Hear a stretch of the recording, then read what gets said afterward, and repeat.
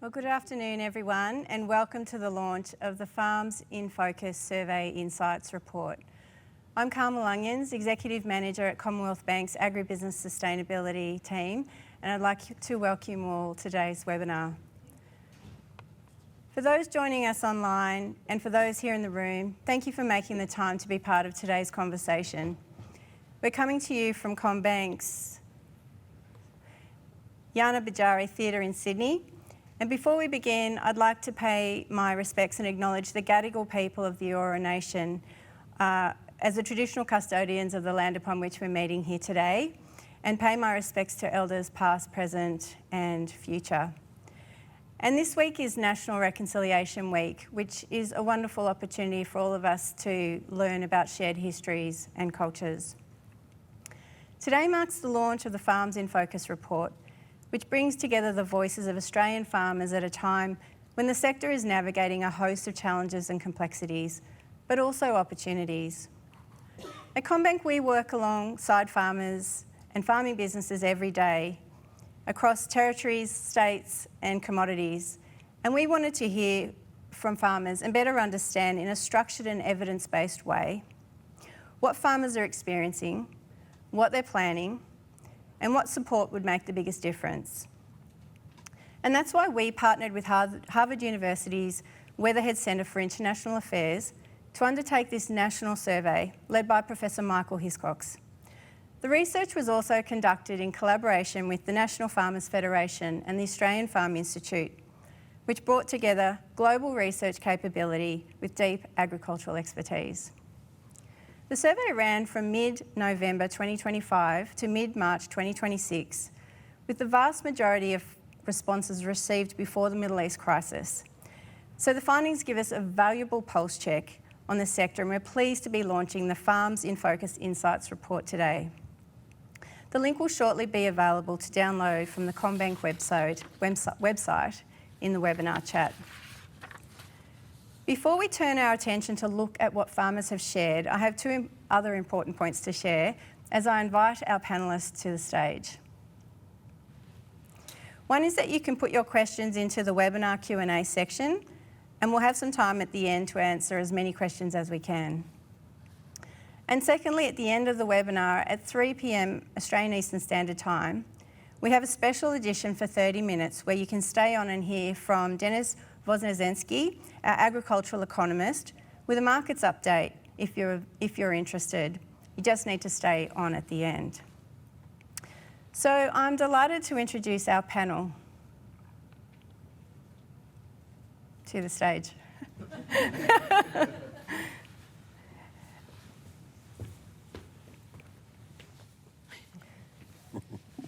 First, Professor Michael Hiscox from Harvard University, who led the research and will shortly take us through the key findings. Michael has an esteemed bio but in an abridged summary, is a global recognised expert in behavioural science, sustainability and public policy. We're also joined by Mike Gearan, Chief Executive Officer of National Farmers Federation, and Katie McRobert, Executive Director of the Australian Farm Institute. And we're especially grateful to have Matthew Pitt join us from the Carnarvon Range, northwest of Roma in Queensland. Matthew and his family produce organic beef cattle on 9,000 hectares and organic avocados in southeast Queensland. So welcome everyone to our panel. If I could start with you, Michael, could you take us through the survey findings and the key messages for our audience?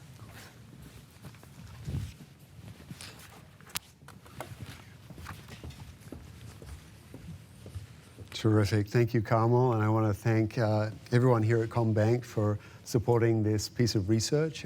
As Carmel said, we began with the premise that we'd like to know more about the challenges that farmers are facing in Australia and hear from them directly about those challenges, their main concerns, their expectations or hopes for the future, and what new things that farmers were doing on their farms to improve profitability and address other issues with land management and natural capital. So we launched the survey with the support of the Australian Farm Institute and the National Farmers Federation in November, as Carmel said. Let me see. That one, blank. Let me see, clicking ahead, sorry folks. We managed to engage with over 500 farmers on the survey. I've reduced the results here to analysis of about 350 farmers that completed the full survey and gave us very detailed information about their farms and about their beliefs and views about farming. So those are the results I'm going to present here, and they're presented in the report that's going to be soon available to everyone. We had a sample here that covers most of the nation.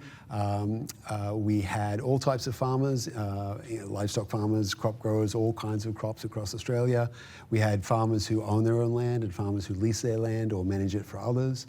Old and young. We have a sample that's quite representative of those engaged in farming in the census statistics, the Australian Bureau of Statistics. And so we think even though it's small, it's quite high-powered, this sample, to tell us more about farming in Australia. So today I'm just going to walk through some of the highlights or key findings in a fairly quick way. We asked farmers about their most important concerns, their main concerns, and they could choose 3 of their main concerns from a list or write in their own concerns. And what emerged very clearly across all types of farmers was rising input costs as the most important concern. Second on the list was environmental change or extreme weather and natural disasters, and that was across all types of farmers as well. One thing to note here, of course, is that most of the farmers, except for about 12, were surveyed before February 28 and the start of the conflict in the Middle East. So we think that this concern about rising input costs is even more acute now than it was at the time that most farmers completed our survey. This concern for input costs existed before the crisis, and it's a long-term concern. About, we asked about the next 5 years, and we got more or less the same pattern of concerns, with input costs being the most urgent concern. We asked farmers about what kinds of things are main sources of hope about positive developments that might improve profitability over the next 5 years. And interestingly, it was trends in consumer demand. So you might interpret this as like a support for brand Australia in national markets, whether it's for livestock products or crops. And so the expectation was that those would bring improved profitability, that trend in consumer demand shifting towards Australian products. There was also some hope that improvements in policy and regulation that boosted profitability might be on the horizon. So that's an interesting one for us to think about. We asked specifically about profit outlook for this year compared to last year and for the next 5 years. And so here we got roughly about 66% of farmers think that profits are stable or improving. So that seems to be fairly positive in general, again, before February 28 for most farmers answering the survey. About a quarter of farmers, though, expect reduced profitability over the next 5 years. So that's something to give us pause, and we know that there are farmers who are not making profits out there and have not made profits for a while, so it fits with our concerns about profitability in a range of parts of farming. Then we asked farmers a bunch of questions about 24 different types of practices, sort of newer approaches that also were related to natural resource management. So you can go through the report and pick out the practices that are particularly interesting to you. Some of these involve new technology being used on the farm. Some of them are about changing your practices, land management practices. We did this. Here are the results for livestock farmers for a range of important practices like that. We can see things like rotational grazing and agroforestry. And roughly, kind of to summarize broadly, the story is quite positive in terms of the adoption of new practices, either partially or fully. About 40% of farmers are doing these new things on their farms right now. We allowed them to say if they hadn't adopted those practices, whether they were planning to in the next 2 years. And so roughly about 40% have partially or fully adopted most of these practices, and the majority of those who haven't adopted them are planning to in the next 2 years. So it's a very positive view in terms of innovation on farms by farmers. You can see this for livestock farmers. You can see it for those growing crops. Again, you can pick your favorite practice here, or the one that you're most interested in, or or the ones, and see how many farmers are doing this. In the full working paper, we can break this down by type of farming and location as well, and size of farm. Whether the farmers own their land or not makes a big difference to adoption of innovative practices, as you could imagine. So we can talk about that in Q&A as well. There are some interesting land management practices we asked about, including rehabilitating or conserving nature. And so you can see, again, fairly high rates of adoption here, around 40% across the board, with lots of farmers still planning to do this in the next 2 years as well. Energy and water, we're particularly focused on adoption of renewable energy for storage or generation on the farm, or adoption of equipment that's powered by renewables. So again, quite high rates of adoption, very high rates of planning to adopt in the next 2 years, which is consistent with changes in technology being fairly rapid in this area. If we think about motivation, this is a very important part of it, of course, is sort of why are farmers adopting these approaches? Are they being sort of required to do this from a regulatory point of view or by buyers? Overall, the picture is one of farmers being driven by the need to innovate, to improve the bottom line, to be more profitable, to reduce costs. And so we can see that roughly 2/3 across the board of farmers adopting these new approaches are doing it mainly driven by the desire to increase productivity, reduce costs. The second most important motivation is to build natural capital or to generate environmental benefits. They may be related to longer term profitability, so these are not necessarily exclusive, these categories of motivation, and they may be related, but you can see fairly clearly that emerges as the prime motivator or motivators for innovation on farms. And it's not so much being dragged along into this by demands from regulators or buyers, although that is a factor for some farmers. If we ask farmers who have adopted new approaches what their expected return on investment is it positive, or they're not sure, or negative? Overwhelmingly, 2/3 of the farmers adopting new approaches have a positive expected rate of return for doing this. So again, a good story about this boosting profitability as well. Here are the results, similar results for those adopting different approaches to growing crops, and again, very high rates in terms of being motivated mainly by improving the bottom line, but then some large segment of farmers being motivated by the environmental benefits as well. We asked about barriers to adopting new techniques, so maybe I'll close roughly on this. I think those farmers who are not adopting new techniques or practices on the farms, we asked about sort of what were the barriers that were hindering adoption of new approaches. And as you might expect, especially as a behavioral scientist, these sort of simple things about hassle factors and the time and effort required to figure out what to do, not having the information simplified about what to do. That's a high upfront cost. So things like for the environmental accreditation programs, the hassle factors of reporting, documentation, the complexity and the legal requirements associated with those things are high barriers to farmers doing those new things. But also what emerged, I think, in this story is, in addition to some need for financing for the upfront costs for those capital-intensive types of practices, is the need for customized information for farmers about what exactly to do, what will work and produce a positive return for your farm. And that information doesn't seem to be available that's what we're getting from a lot of farmers, is like being able to pick what to do, knowing what the ROI will be for that new thing. That's very difficult at the moment for many farmers, and that's why they're not adopting new techniques. So I think there's lots of things that we can work on here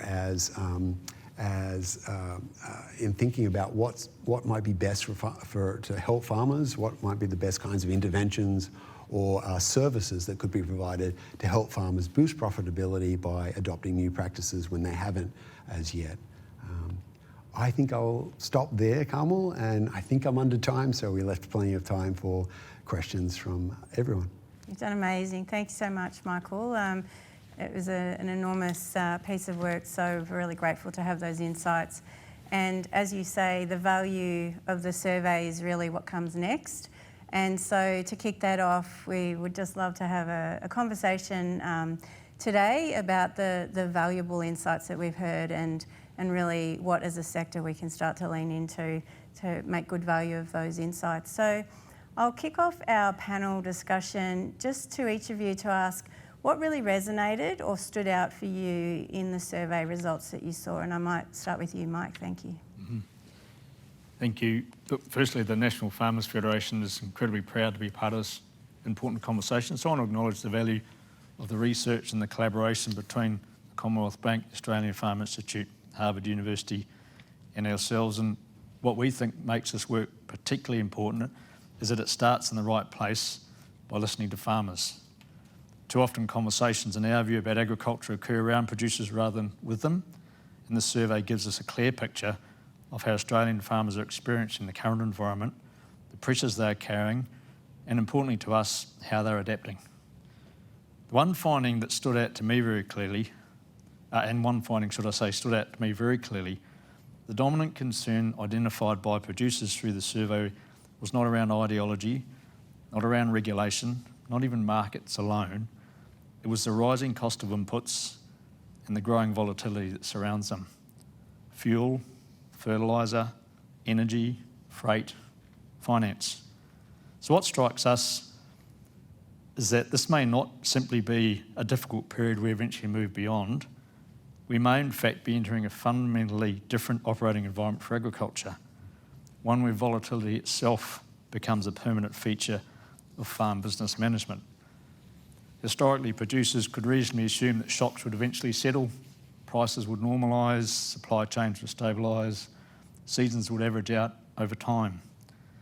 But increasingly in Australia, we're seeing agriculture exposed to global forces well beyond the farm gate: geopolitical conflict, energy markets, climate volatility, supply chain disruption, and changing capital markets. And so perhaps the strategic question for agriculture is no longer how do we survive temporary disruption, rather how do we build farm businesses that remain resilient and profitable in a permanently less stable world. And what gives us optimism at the National Farmers Federation, however, is that Australian farmers are not standing still, and we saw amazing optimism in the survey. The research shows producers are already adopting new technologies, improving efficiency, reducing waste, investing in water, energy and land management practices, and overwhelmingly, they're doing it for practical business reasons: productivity, resilience and long-term viability. Australia is home to some of the best food and fibre producers in the world. In our biased opinion, it's a homegrown industry all Australians can be justifiably proud of, and that to us is an incredibly important message that came through strongly in the survey. Thank you. Yeah, hear. Thanks, Mike. Really great insights. Farmers are just constantly innovating and solving problems and just constantly dealing with challenges left, right and centre. Matthew, can I ask you what resonated, one or two things out of the survey findings? Certainly. Carmel, well, firstly, thank you to the CBA and their partners for conducting this. And I'd like to reiterate Mike's point in that it started in the right place by asking farmers questions rather than answering those questions for them. So I think that's fabulous. But the thing that resonated for me was the level of people adopting new and innovative farming methods. And as a producer who's been on this journey, it's really nice to see that is gathering horsepower and has greater potential to continue with the percentage of started adopting or planning to adopt being significantly high. Yeah, that certainly resonated for me, and just in conversations going around regions and talking to farmers, there's just a lot of discussion of the sorts of practices that were sort of surveyed, and it is definitely sort of becoming much more mainstream part of the conversation for sure, I would say. Katie, keen to hear your thoughts. Thanks, Carmel. And yet, as everyone has said, but I'm going to reiterate as well, it's really a privilege to be part of the work with our esteemed colleagues, with CommBank, with Harvard, with NFF and with farmers themselves. So very pleased to be there. It's really important for the AFI as a policy institute. We sit across at a very high level. Sometimes it feels like we're up in a bit of a bubble, and having things that are grounded like this is incredibly important. So as a non-partisan think tank, the AFI's role is to provide that evidence to inform good policy which will support a viable agricultural industry by underpinning the social and economic well-being of Australia's farmers. And this survey might have been quite broad in nature, but it drew through some really interesting insights, some evidence-based insights, which will inform the Australian Farm Institute's research priorities on productivity, for example, which is a really big issue for Australian farmers at the moment. We are very productive, we are very good at what we do, but we have decreasing rates of productivity, and that's a challenge for us in the future. And on land use change, which is another pressure coming at farmers, and the sorts of land use practices that were highlighted through this survey will be really useful to build on when we're looking at our own program of work on land use change. And that also, I guess, ties in with work that the NFF has led on developing the Australian Ag Sustainability Framework, which the AFI has been very proud to be part of. And that, I guess, highlights a few things. I think Matthew highlighted this too, that sustainability is a bit of a buzzword. It is a catch-all term. It can mean a lot of different things to different people. And as we saw in the work NFF did 5 years ago on a survey which was similar in nature to this, when you asked farmers, are they sustainable? A lot of them said, well, not really, because I'm just too busy running a business. But when you asked them what they did, what practices they undertook, a lot of them would fall into a bucket we would describe as sustainable farm practices. So highlighting what work is already underway, helping people realise that sometimes what they feel is a barrier is, and a behavioural economist might like to talk about this later, it's more of a cognitive barrier than a real one, that sometimes the practices they're already doing are either sustainable in and of themselves or they're almost there, and it's actually not a very big step to go that little step further. So as Mike Gearan highlighted, increasing volatility is the new normal. It is not a situation where we're going to wake up tomorrow and go, thank God everything's back to the way it used to be. There is no world in which those of us in this room, I think, will see return to calmer seas. And so finding ways to help our farmers manage increasing volatility in an energy-constrained future will require every ounce of resilience and innovation that people like Matthew already pour into their work. But that's exhausting, and they need help to do it. It's not that they can't do it, but when you're already facing so many challenges, when your margins are squeezed, when you are, in some ways a victim of your own success, setting a $100 billion target, then meeting it early is a wonderful achievement, but it also means that there are people in policy situations who say farmers might not need our help because they seem to be doing fine. But we know that they're not always doing fine, and that those margin squeezes, the input costs that were highlighted through the surveys, are really, really challenging. So one thing that did stand out for me, which was unexpected, was that policy and regulation was a source of hope for the future. I was quite surprised to see that, but Michael and I have talked about that, and you can see that in two ways, right? So good policy could be a source of hope. Probably it's more likely that people are seeing the absence of bad policy and the removal of negative regulation as a source of hope for the future. But both things clearly demonstrate that for the AFI, the work is not yet done. We've got plenty more to do, and we're looking forward to working with everybody here to find the way to make it better. Yeah, a couple of double negatives there. But certainly, like Matthew, I was trying to get you on the phone the other day, and you had to go out and fix a pipe that had burst at the trough, and there's just always something that is so important to do on farm.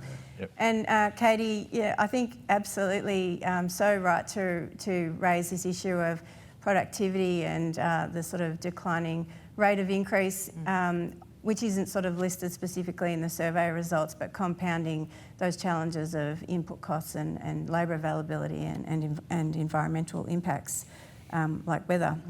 So we're hearing this kind of thought that that volatility is actually not just a blimp now, but perhaps a new normal. A couple of you have mentioned it. So Mike, I might follow you up on that.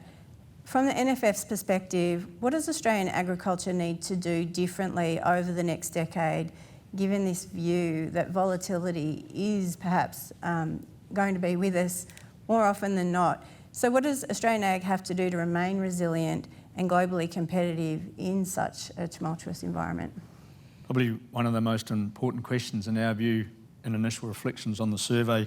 I've got a couple of specific examples. There are many more we can work on together.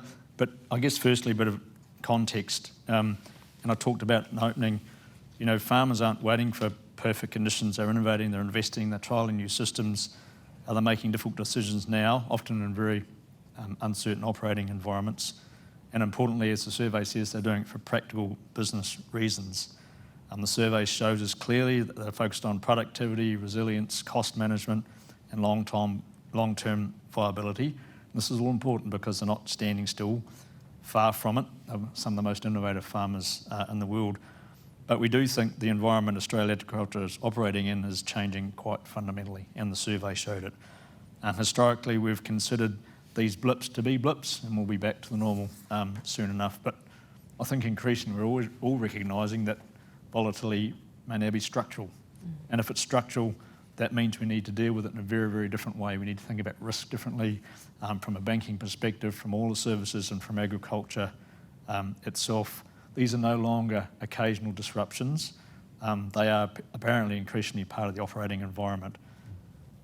So resilience will become a competitive advantage, and arguably resilience is something that a tag you can put on Australian agriculture already, but even more so a competitive advantage. Strong businesses may not simply be those that produce the highest volume in the very best years, but those capable of remaining profitable and adaptable across difficult years as well. And secondly, efficiency and input management will matter more than ever. So a lot of what we describe currently as sustainability or natural resource management is increasingly also becoming sound commercial strategy, improving water efficiency, reducing waste, better targeting fertiliser application, improved soil performance, investing in energy resilience, adopting technologies, et cetera, et cetera. And thirdly, the survey shows it, and our view is that collaboration around farmers will become increasingly important, and that's where I want to touch on a couple of specific examples, and there are many more we may or may not touch on today. The first one's infrastructure. So the collaboration between the government and the broader community of Australia and agriculture and regional Australia around the idea of infrastructure. One specific example is we don't have connectivity in a lot of regional Australia, but data is becoming increasingly important to running an efficient, effective business, providing the reporting that's required, getting the insights early and adapting accordingly. But the very industry that can make the most of that for Australia, I would argue, is the one that doesn't have the ability, through lack of connectivity, to utilise that data inwards or outwards. So an amazing opportunity, which is a collaboration between government, other commercial supported partners and regional Australia itself. And the second one's policy reform, which Katie touched on very briefly before, which is an enormous opportunity in our view, a collaboration between government, the scientific bodies we have in Australia. We have a powerful scientific institution and structure in Australia and industry. You know, and dare I touch on a couple of the really big opportunities, but I will because it's an important part of the conversation.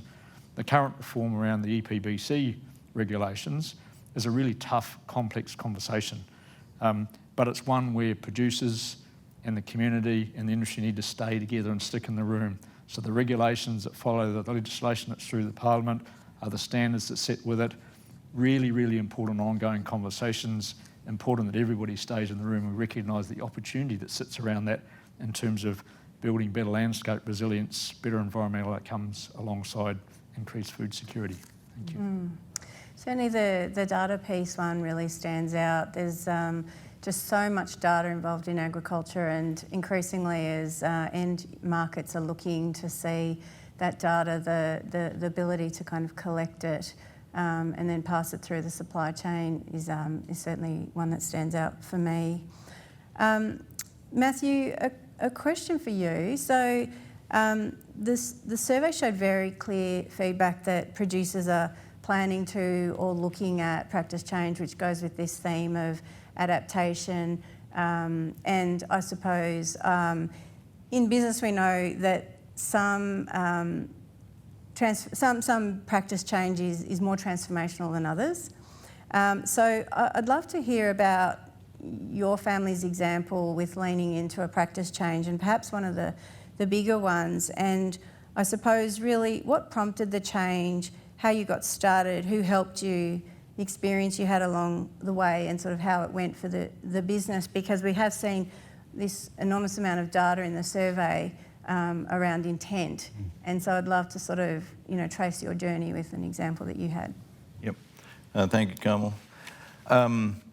Yeah, I mean, being in agriculture in Australia, there is one constant, I believe, Michael, and that is change. But you know, the rate of change may well have ramped up, and you know, we'll see how that goes. But certainly, the ability for agriculture as an industry to adapt is demonstrated pretty regularly. Anyway, my family and I run a beef cattle business in the bottom end of central Queensland, a couple of hundred k's north of Roma. And we also have horticultural interests. And all of our agricultural pursuits are certified organic. And that creates a level of, or a pathway or level of complexity that isn't necessarily hasn't been navigated for all of the problems you strike, and you certainly have to do some of your own research and create what I call marvellous learning opportunities, which are otherwise known as their common name as a mistake. But our biggest change I'd like to talk about is our move into managing holistically, which included for us rotational time control grazing. The issue we were dealing with was pasture productivity decline over time, and there's always something that motivates you into this. And it's generally not a shock. It's just something that's, you know, you get to a point where something's got to give. And it wasn't sudden. This phenomenon, which is well known right through the Brigalow Belt, it happens over generations, because if you did something today and you could see that the results were good, bad or ugly tomorrow, it would be, you know, you would adapt immediately. But because it's so incrementally slow, it just builds, and it has to be sort of baddish before you know. In our case, this pasture decline, you know, was evident over the years. You'd get occasional good seasons that gave you some relief, and small areas started to bear off, and those bare areas started gradually got bigger. So we had to do something about it, and I guess I'm very lucky to come from a family who values, one, education, and two, trying new things. And my uncle at the time suggested to our family, who I was just a ringer at the time, that we should try a course called Grazing for Profit. It was 1992, my brother and I went. I think my brother was 17. And it was our first exposure to thinking about things differently. And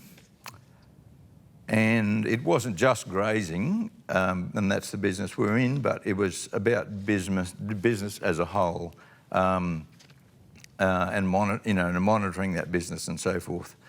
So we got home a pair of whippersnappers, and the cattle or the fencing definitely wasn't our first port of call.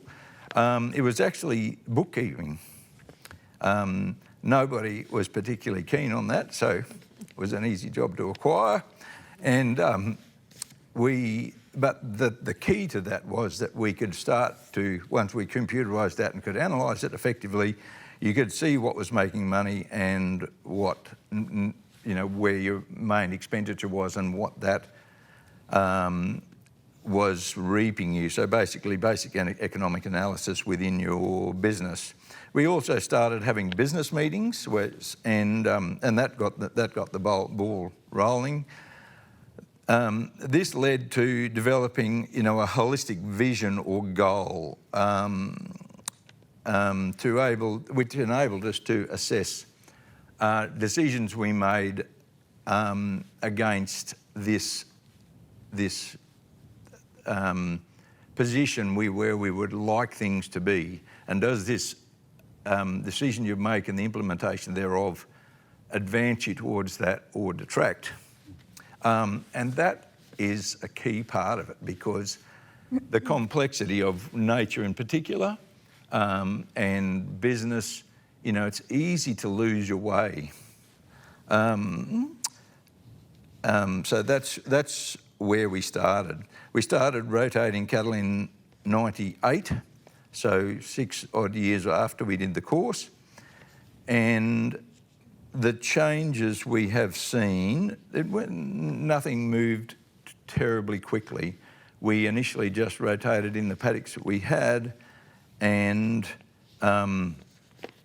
this let pasture rest or recover, because they are higher successional species pasture, or the most palatable, were the ones under pressure from set stocking, because animals continually had access to them every time a nutritious or sweet plant popped its head up, it could get grazed off, and after a while they got grazed out of existence.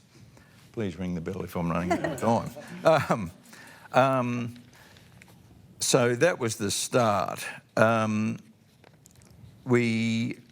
did you want to tell us about what the journey was like for the family, and where you kind of built your skills after you'd done that initial course? And Okay, yes. So, all I will say is that new ideas are great things until somebody wants to implement them. And then you run into this thing called paradigms. And look, we've had plenty of them.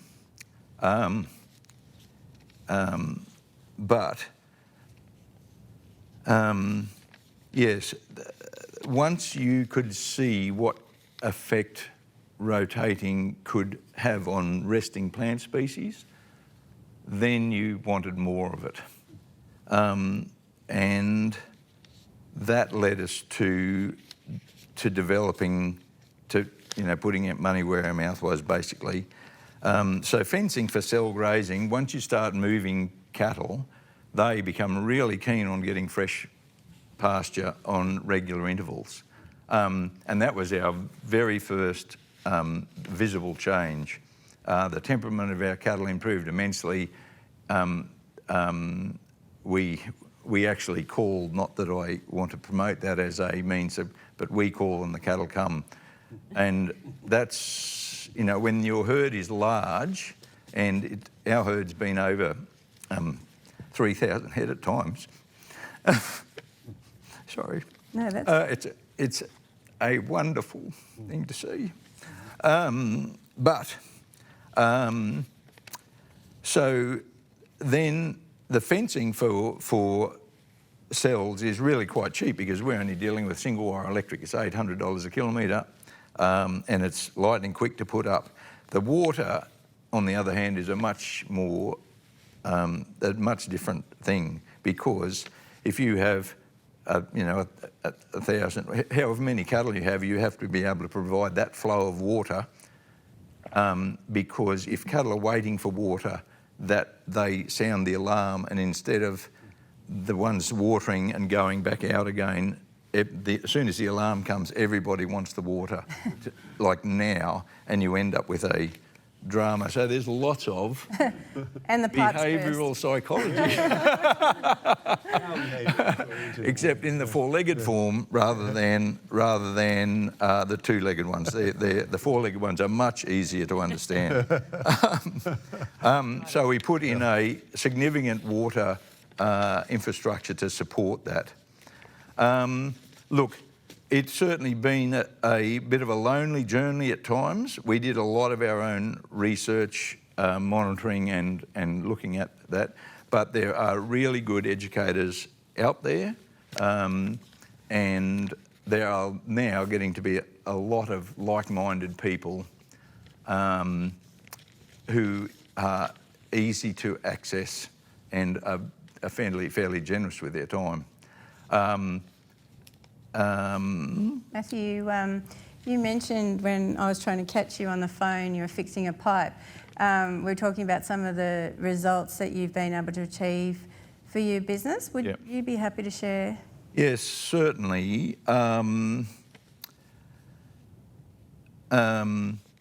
So this improvement has been incremental. We've been going in intensive by Australian standards for nearly 25 years now, and we have had a 50% increase in our carrying capacity.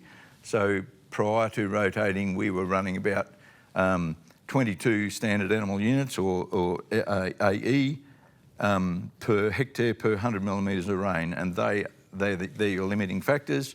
You're limited by how many hectares you control, and you're limited by your precipitation. Today, that has stabilised at around 36, and we have been up over 70. Another one of those marvellous learning opportunities.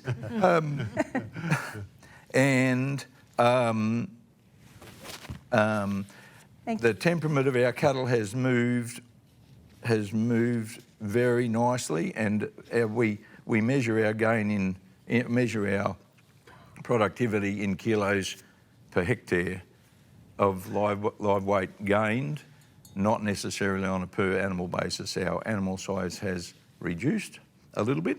It's actually, as our soils have become more productivity, our animal size is increasing again, just a little bit. But Matthew, I might just jump in Yep. there. Yes, We could talk about the wonders of your property for days. I have certainly loved listening. But some of the key messages I got from what you said were really that nature changes slowly, and when we change our system, the results might not be immediate, which I think is just really kind of hugely insightful for this conversation, and certainly the data we're seeing on people sort of really leaning into considering practice change. I wonder, Katie, if I could just jump to you. Matthew shared his family's journey around the experience with making a sizable change to the system. And the survey results are really sort of saying that farmers are looking for confidence around productivity, improvements when they make a change, the cost, the risk, the return profile, and so on.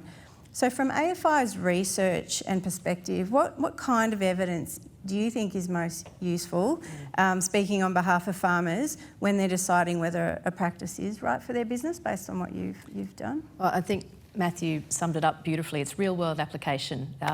No paper can give you the information you need when you're making these kinds of decisions. Even trials can sometimes be limited because they're within controlled environments.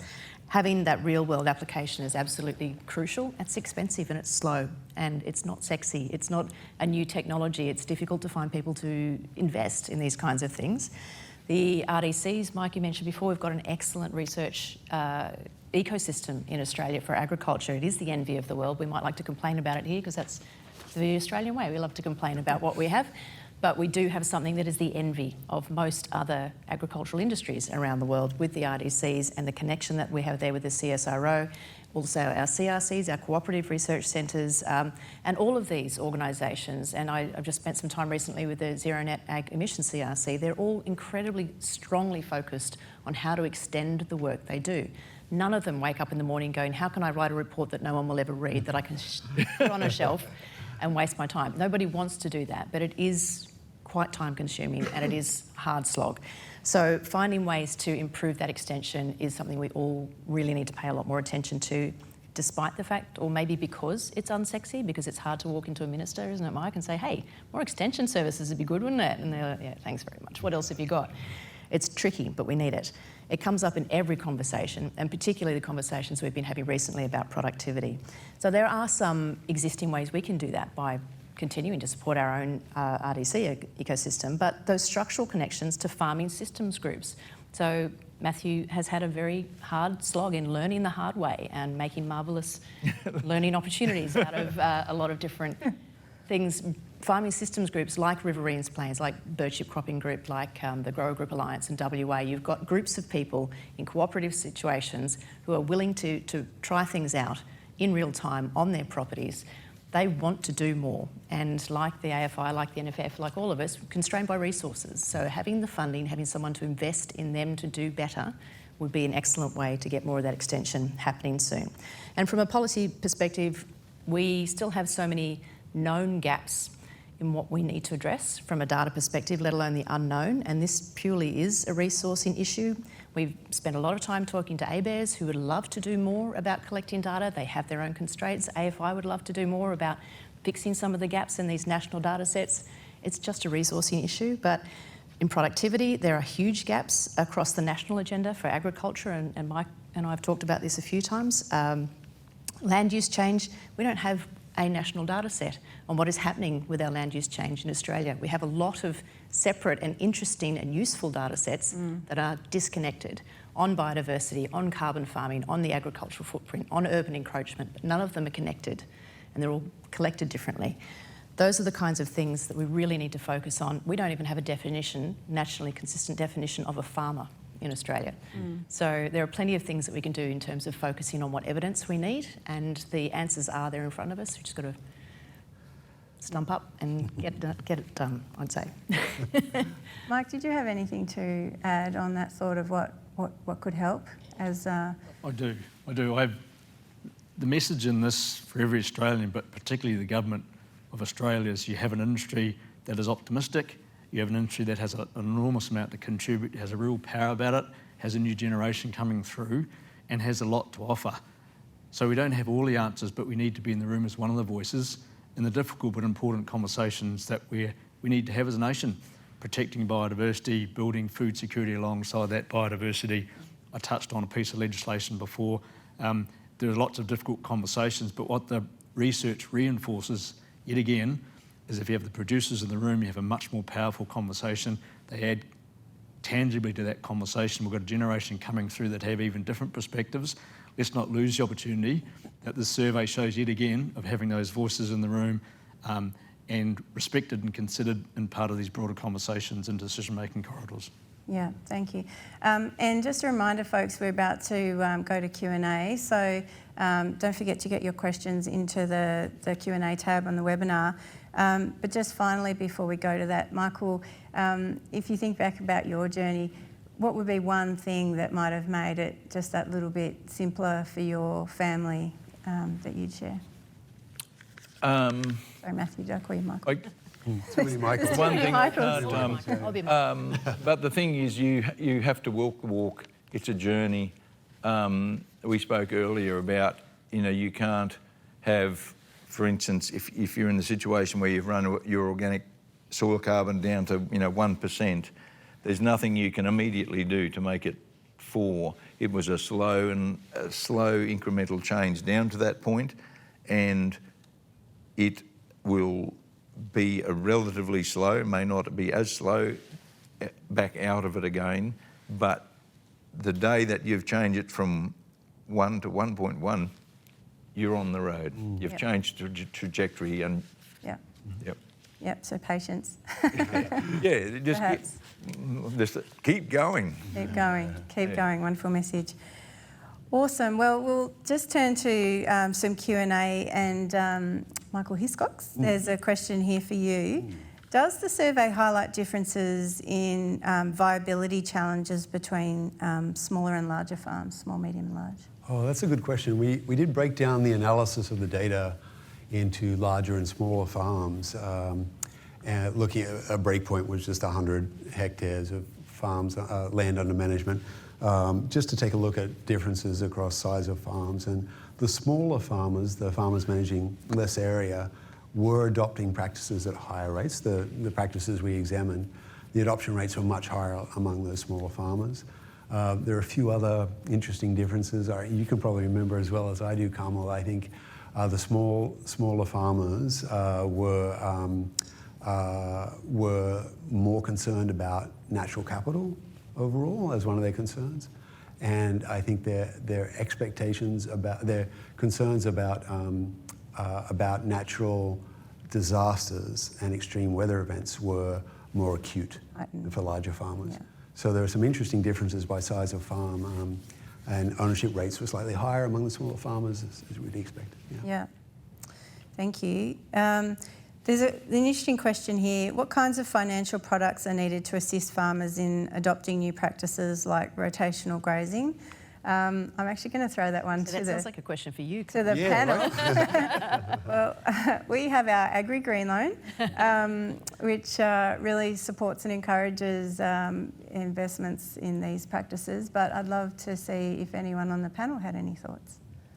I've got a couple, if I could, Carmel. Be kind, Mike. One is very kind. This is a great opportunity for the banks and the financial institutions and indeed the regulatory framework in Australia. We're starting to talk as a globe about natural capital, and natural capital is all the things that describes under the international standards. That has a financial and a non-financial value, but we can't yet put it on a balance sheet. So if you think about farming going forward and the sorts of finance required and leverage on balance sheets, how long before we can start to think about balance sheets in non-traditional ways and therefore leverage in different ways? So if you invest in increasing the carbon content in your soil, how soon can that give you leverage and confidence in investing in something that doesn't return cash flow wise so quickly? So for example, traditionally, a working capital loan or a term debt loan, consideration and risk sense essentially sits around the last few years' cash flow for that property. Can that support an increased loan and increased commitment going forward? But if you want to make the investment in something that won't return for a while, but is far more powerful in terms of the broader conversation, we need finance products and a finance ecosystem and a government to recognise that those longer form, high risk investments are a critical part of the future of farming and the future of natural capital. And that transition's tough, but it's a transition we need to face in the next wee while. When can we baseline property's natural capital? When can we put that on the balance sheet in some form? When does the international reporting frameworks allow that to happen? And on the back of that, the financial products need to follow shortly after so you can make the most of that balance sheet. Yeah. I would add as well that the Farm Institute did a very deep dive a few years ago now, though, on risk management for Australian farming. And to boil lots of years of research just down to a takeaway line, diversification in all those different forms of the word was by far the best way to manage risk in Australian farming, whether it's diversification of your assets, of your income, of your properties. Diversification, spread the risk, is the best way to manage risk. And it was apparent at the time, I'm not commenting on certain banks or current practices, but certainly then, that there was not a lot of support from either banks or from insurers to really recognise diversification in and of itself as a practice. And often we spoke to people who would have liked to have diversified more, but then in a bank's eyes that might have made them too thinly spread rather than actually better spread across a range of different risks. So that's an option too, is to consider how we manage risk in Australian farming and how we incentivise people to take on those risk management options themselves, since we don't have the kinds of structured support systems or subsidised support systems that many of our competitors have.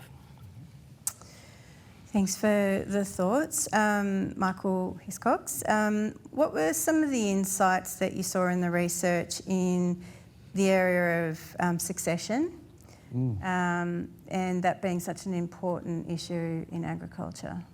Yeah, we've had, I come from Tamworth originally, and in our own family, extended family, we had lots of succession issues over time. So it's something I know is quite salient for farming families. We didn't see it emerge as a critical issue among the farmers in our sample. I think the percentage that listed it as a major concern or a main concern over the next 5 years was quite low, single digits, I think. Now that could be a time horizon issue where we're just not giving farmers, thinking ahead 10 years or 15 years, more farmers might have listed that as a main concern, how to manage the succession issue. So we haven't delved deeply into that any further. Some of the comments that farmers made when we asked them to submit feedback in written form did touch on the succession issue. So we know that it's quite important for many families, and it's a very difficult one to manage. But it was a little bit separate from our focus on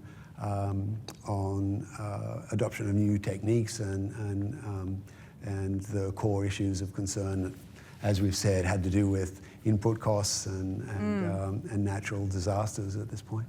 Yeah.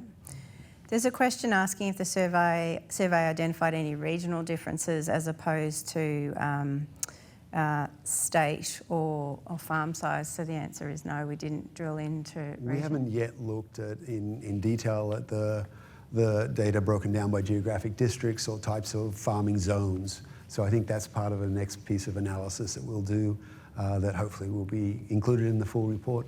So stay tuned, whoever asked that question. And perhaps one more, maybe two, if I can squeeze it in. What can Extension officers on the ground do to better support producers? Is it helping them on a case-by-case basis rather than across a region? Any thoughts on that? Yeah, sorry. You go. I go? Yep. Every farm's different. So I guess the message that came through a little bit in the survey, but it's part of the conversation, is the cookie cutter approach, which is a wrong term, but the one size fits all doesn't work. Farming is a complex business and each farm is very different. Their ambitions are different, the way they farm is different. So Extension needs to recognise that uniqueness at a farm level. So if I take from the survey and the conversations I have, it's about Extension, being a segment of one farm, one Extension conversation. I know there's cost implications to that, but the cookie cutter approach provides far less value in thinking about a landscape at a property level than a segment of one farm, and a consideration with the farmer and the Extension officer ahead of the Extension day about where they're at, what their journey's about, what their ambitions are. Well, can I just go back to the finance question just for a second? Being human, we're impatient by our nature. That's why we want to do something today and see the result tomorrow. And the journey into managing the whole of your environment and bringing everything with you is not a particularly quick one. And there was a comment made earlier today that we're farming, but farming alongside nature, which is a comment that I could not disagree with more strongly, in that we are farming in nature, and from a whole perspective, you are trying to increase the diversity and the density of the life in your soil, and everything else emanates from that, from further down and into the stuff that you can see. So the speed of that return doesn't necessarily comply with some of our current financial requirements for being successful in development, because this aspect of managing as a whole, there's no facet of your life that it doesn't infiltrate, and certainly business partners, like your financial institution, have to be able to grasp that and come along with you. Yes. So you have to be a competent business manager anyway, because if your business is not functioning, you've got an expensive hobby, and the bank wants nothing to do with that, hopefully. But it's slow, and it's, we'll use the word holistic, like it's... Yep. Thank you. Unfortunately, we're going to have to leave it there. I just really want to say thank you to our fantastic speakers, Michael, for all the work, of course, in bringing the survey to life, but also to our speakers today for really sort of talking through some of the so what of the survey, which is obviously a really important part of it. I want to thank all of our farmers around Australia for taking the time to share their insights into the survey. And I really want to thank you, Matthew, and your family for joining us and sharing your journey, because it's just such a personal story and such a valuable story. We're privileged to have you on the stage. Anything we can do to encourage people to keep going is worth it. Yeah, I think some of the key messages we heard today, volatility potentially becoming the new norm, and I know a lot of people aren't comfortable with the word resilience, so perhaps buffers. What buffers can we build into our businesses, our ecology, our businesses again to help deal with some of that? I think another theme is that leaning into practices and reshaping your business takes time. We're working in natural systems. This is not just about clicking fingers and things changing overnight. That's super, super important learning. and I'm sure there are heaps of others that I haven't recounted. But we've definitely heard a key theme today. Producers are facing kind of real pressures, but also lots of opportunities, and they're certainly not standing still. Strong focus on adapting, I think that came really through, improving business outcomes, building natural capital, and in it for the long term. So that's us for the Farms in Focus survey. We're now going to shift gears slightly, and the next session is about what's happening more broadly across the market with Dennis, our CommBank agricultural economist. So you don't need to go anywhere, but as we transition to Dennis, please join me in thanking our wonderful panellists on the stage.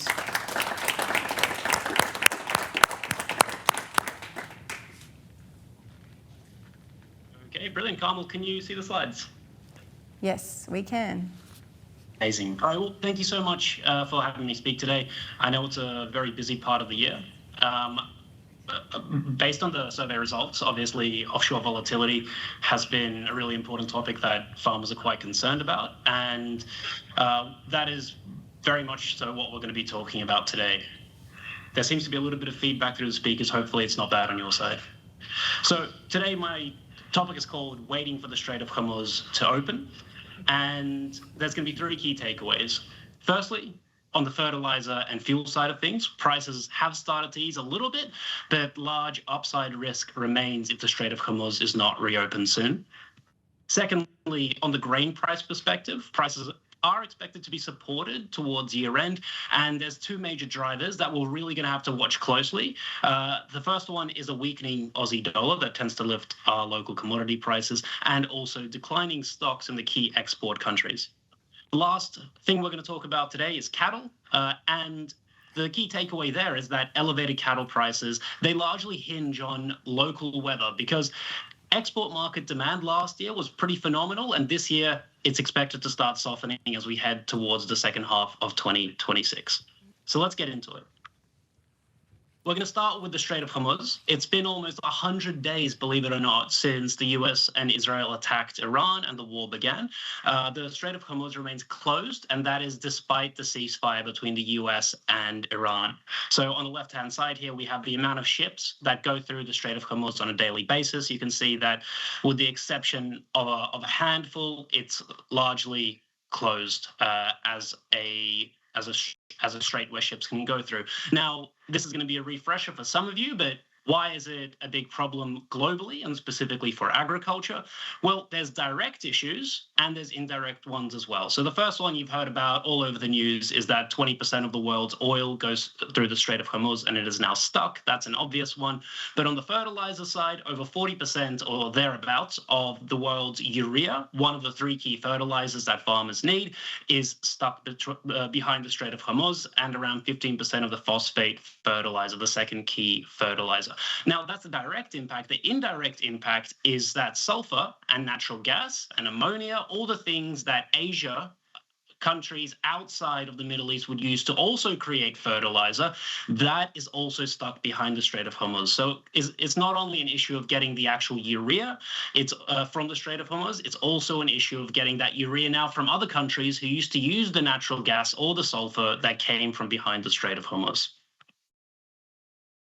The significant import dependence of Australia makes this specific conflict a really acute problem for our farmers. So what I show here is by fertilizer, and for diesel on the right-hand side as well, what proportion of our total use of these fertilizers and fuel comes from overseas. So you can see with nitrogen, up to 2023, it was around 80%. And I just have the latest data there up to 2023. But in reality, the last nitrogen fertilizer plant we had in Australia closed in 2023. And now we are 100% import dependent on nitrogen, 100% import dependent on potash, and significantly import dependent on phosphate as well. And for diesel, you might go, oh, it's only 80%. That means we at least produce 20% locally. Yes, we do produce it locally, or part of that 20%, but the raw ingredients to create it, that comes from overseas, at least most of it.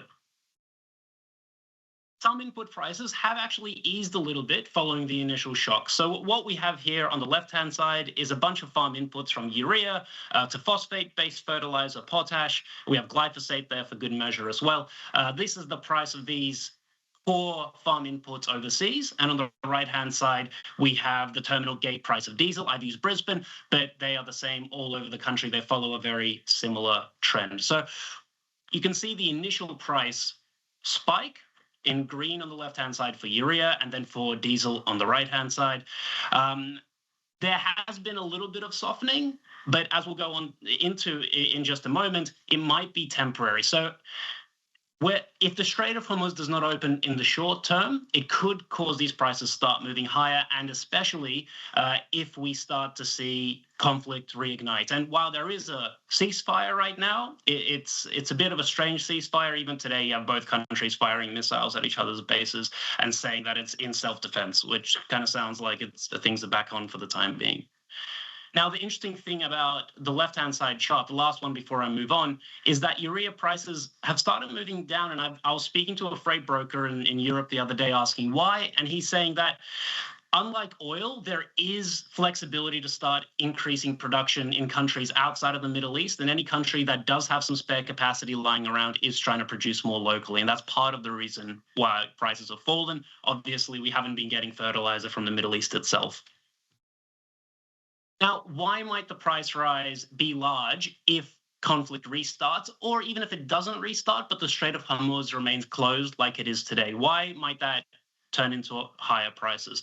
Well, what we have here on the left-hand side and the right-hand side is how much of a disruption the Strait of Hormuz closure was in March and April. You can see the disruption bar, the red one on the left-hand side of both charts, it's similar. So that's the around 20 million barrels per day of oil.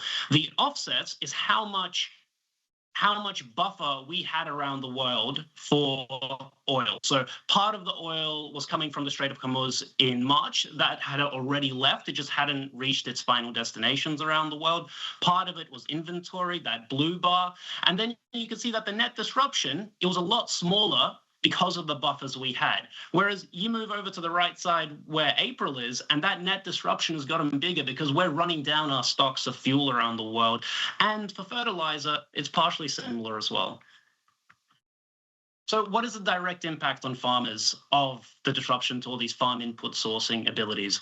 Well, it's squeezing profit margins. What I have here on the left-hand side is the percentage change in price of key farm inputs. So you have urea in yellow, you have diesel in blue as an example. And on the right-hand side, you have our local commodity prices. So in blue, you have feed barley, the change in price. For wheat, it's yellow. And the key factor to keep in mind here is on the left-hand side, you've got prices for farm inputs that are up around 80% since the beginning of the war, whereas grain prices and oilseed prices, yes, they've gone up 10 to 15%, but imagine any business, if you had your costs go up by 80% in some cases and your revenues only go up 10 to 15%, you can see where all the concern from farmers is coming from and where all the issues lie in regards to profit margins being squeezed. So how are specifically cropping farmers responding? Because if you look at a bar chart of all the urea that we import into Australia, the vast majority, around 65% is used by croppers. Well, how are they responding? They're doing three things. One, they're saying they're going to reduce urea application throughout the year. Two, they're switching from fertilizer-hungry crops that require more nitrogen kilos per hectare. So moving from nitrogen-hungry crops like wheat to feed barley and pulses. And in some cases, they're actually reducing total area planted. Now, it's all nice to talk about this in theory based on conversations, but how is it actually looking on a national level? Well, ABARES released their first 2026 outlook for winter cropping. Combined crop yields of all crops, if you just look at what's the metric ton per hectare this year, it's expected to be down 15%. Now, it is very early in the season, but down 15% on last year. Total area planted is around 7% lower, or 1 million hectares lower. It's not too abnormal to see a decrease of that size, but it is on the larger side of the spectrum. Wheat area specifically is down 12%, so that's a big decline, and we're seeing that overseas as well. And total winter crop production is expected to be down 21%. So what we have on the right-hand side chart, we have total area planted by crop. So black is wheat, red is barley, canola is blue, and pulses is yellow. That relates to the left-hand side, and then production in green that relates relates to the right-hand side in metric tons. So you can see a decline in both area and production. Keep in mind, it is early in the season. So is anything being done to shore up Australian ag's future? And this probably goes back into the panel discussion we had earlier. There's large concerns about where our farm inputs are going to come from in the future. And luckily, there are some changes being made. So what I have here in black is our average fertilizer use for each nitrogen, phosphate, potash-based fertilizers. And then the yellow is how much of that we're going to be able to cover once all the current projects that are being built are finished over the next 2-3 years. So in about 2 to 3 years, we'll be able to cover around 50% of our nitrogen needs, 50% of our potash needs. And if we go full capacity with the phosphate plant we have already up in Queensland, we can cover about 1/3 of our needs. So the good news is, in future crises, if these plants actually are fully finalized and built as intended, we're going to have a larger runway in terms of getting fertilizer that our farmers need, even in a crisis like we're seeing now between the US and Iran and the closure of the Strait of Hormuz. So we have to look at the crystal ball and go, where are grain prices heading? There's a lot of uncertainty right now, and a lot of it does hinge on when the Strait of Hormuz opens, and we'll go into that in a second. Australian wheat and barley prices, I have wheat on the left-hand side here, they're up only around 7% on average since February 27th when the war began. And the question I get from a lot of people is that, why haven't prices risen like they did during the Ukraine-Russia conflict in 2022? Back then, Aussie wheat prices reached highs of almost $500 per ton. Chicago Board of Trade, the global bellwether for wheat prices, doubled in the span of 2 to 3 weeks. Well, the reason is, the answer is on the right-hand side. As a proportion of total global wheat exports, 30% came from Russia and Ukraine, whereas Iran and the Middle East more broadly, they are importers of grain. So this war didn't disrupt anyone from exporting their grain. It only caused issues on the demand side. That's why we didn't see a massive price spike, at least initially. Why have prices, though, risen at all? They have risen that 7%, and if you looked at the chart before, they rose a bit more. Well, there's 3 main reasons we did see a price rise. One was related to the weather we had on the East Coast, which until recently was incredibly dry and probably still dry in some areas, but recent rains have improved the dryness issues considerably. Secondly, we've had a considerable, actually not considerable, a record amount of cattle go and feed, partially because it was dry and partially because we have really strong offshore beef demand, at least for the time being, until we fill a Chinese beef import quota. I'll put that to one side and we'll get to it a bit later, but strong animal feed demand as well. And lastly, the US had a massive drought, and their crop this year is forecast to be the lowest since 1972. So you can see on this chart on the right-hand side, you have the red bar, which is crop production this year that they're going to be harvesting between June and August. And the last time they had a crop of a similar size was 1972. So not only did they have a bit of a reduction in area, but they had around 70% of their winter wheat area under drought. Now, the next obvious question to ask is, why hasn't the fertilizer shortfall had a bigger impact? Because in theory, you should go, okay, markets are saying there's not going to be enough fertilizer. Farmers are saying there's not going to be enough fertilizer. Eventually, that's going to translate into production issues, and that should lead to higher prices. So why hasn't it? Well, the global market is waiting to see signs of genuine yield loss as a result of the fertilizer shortfalls. And the reason it hasn't happened yet is that the Northern Hemisphere, where most of the wheat is grown in the world, they planted their winter wheat back in October, and they already purchased a big chunk of their fertilizer. One immense fluke that occurred was that Europe was going to implement an import tax on fertilizer on the 1st of January 2026, and all the farmers imported as much fertilizer as they humanly could, not because they foresaw the war in Iran happening, but because they wanted to avoid the tax. So not only did they buy more than usual because of this tax situation, but they already planted their crops, they already started to purchase their fertilizer, so they're less impacted than we are down in Australia. Australia, Argentina, and Canada, we're the first cabs off the rank. We're the first ones to plant and have our growing season during the US-Iran crisis, and we are the ones that the market globally is watching to have issues with our crop. Area for all 3 countries is down this year. They're all planting right now. We are down 11%, Argentina about 6%, and Canada around 4%. The thing markets are watching is not the area, because they already know that that has changed. They're watching when do yields get impacted. And based on the discussions we've had with farmers, not all of them, but a large proportion are saying we can get to mid-July if we can get low prices for fertilizer and fertilizer availability at that point. Our crops will hold up until then. That's what they've said on average. Of course, everybody differs, but they said we had enough at planting. We used our fertilizer then. The main issue was getting nitrogen and ensuring it's here by mid-July and prices decline. Because you have to remember, production won't just be impacted if fertilizer isn't here. Even if it is here, but fertilizer prices cost twice as much as they did before the war, farmers will just use less. So if the Strait of Hormuz can open over the next 2-3 weeks, it'll take 3 to 4 weeks for that fertilizer to get here. And if it's here by mid-July, the market thinks that the yield losses can be minimized. It's looking increasingly unlikely that that is the case, but that's where the market's positioned for the time being. Where do we see prices heading? Well, we have to do some guessing here, but our expectation based on our calculations of what we can see right now is that a weakening Aussie dollar and declining stocks in the key export markets should be supportive of our grain prices into year end. The key factor here is the Aussie dollar weakening. And we expect the Aussie dollar to weaken, not so much of factors locally, but one, possibly some weaker demand in China for our goods. And secondly, a very strong US economy, partly driven by the AI boom. And when the US economy is strong, it tends to strengthen the US dollar. So if we see a weakening Aussie dollar, we have declining stocks globally because in Argentina, Canada, and Australia, we are planting and producing less. We see maybe towards year end around $30 per ton for APW and feed barley above current levels. Now, there's a lot of ifs there, but that is our base case at the moment. Okay, so we're leading into the last section now. I'm going to talk quickly about cattle markets. If we take a step back, 2025 was a phenomenal year for Australian beef demand.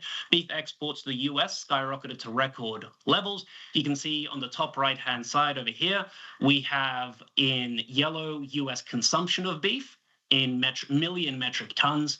And then in black, we have production. There's a massive gap between how much the US consumer is eating and how much they are producing in terms of local beef production. The cattle herd is at a multi-decade low. They simply need to import, including from us, to get that beef. Exports to China also skyrocketed to record levels last year. On the bottom right-hand side, you can see Australian total beef exports hitting record levels to all destinations. And lastly, soil moisture levels were plentiful in northern New South Wales and Queensland, leading to farmers being able to at least retain and or rebuild their herd. As a result, we saw cattle prices rocket higher, both the heavy steers and processor cows. So the type of beef that goes into hamburgers in the US, the grain-fed type beef that goes into South Korea, Japan, the cattle for both of those categories, their prices went up notably. In 2026, getting to the very pointy end here, in 2026, the export market is showing signs of weakness though. So we had a phenomenal year last year. This year, if we split demand for cattle into two categories, local demand, say from a restocking perspective, and then export demand. The export part of it is looking a bit more concerning. So the first point as to why is that global beef consumption is forecast by the US Department of Agriculture. They do global supply and demand estimates. They forecast it to decline this year for the first time since 2020, so since COVID. And in the top right-hand corner, you could see the annual change in million tons of global beef consumption. So the red is this year, and COVID was just over here to the left-hand side. Now, the decline is largely driven by China. They have put in place import quotas on how much beef all the export markets like Australia, Brazil, the US can export to it. China wants to reduce how much they import in order to support their own domestic cattle industry.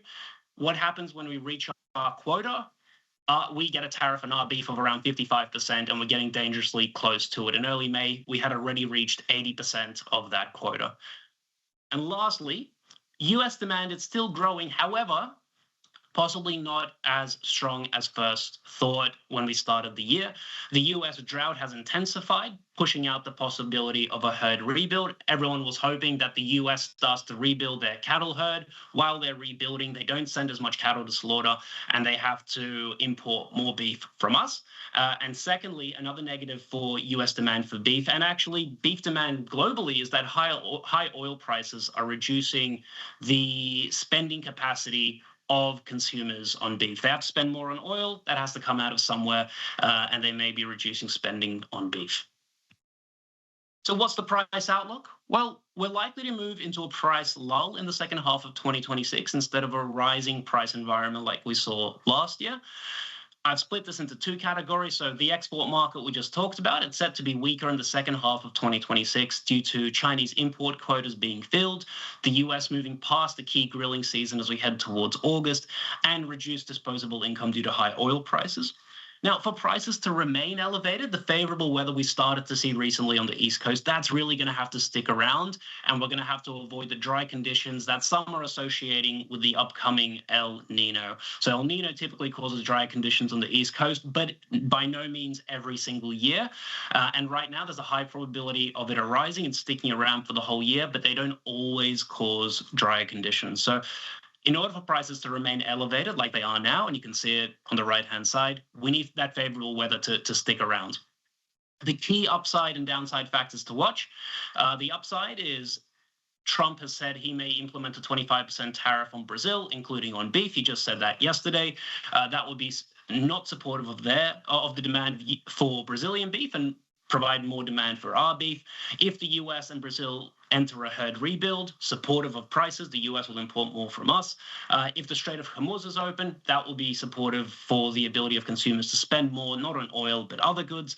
And on the downside, if El Nino comes to fruition and we genuinely have drier conditions, that will put downward pressure on prices. I tend to only look at the next 7 to 14 day rainfall forecast, but if you do want to look at the longer term, El Nino is indicating dry conditions. And lastly, on the downside, if we don't get a lower dollar like we're forecasting and instead the Aussie dollar stays high, also not supportive.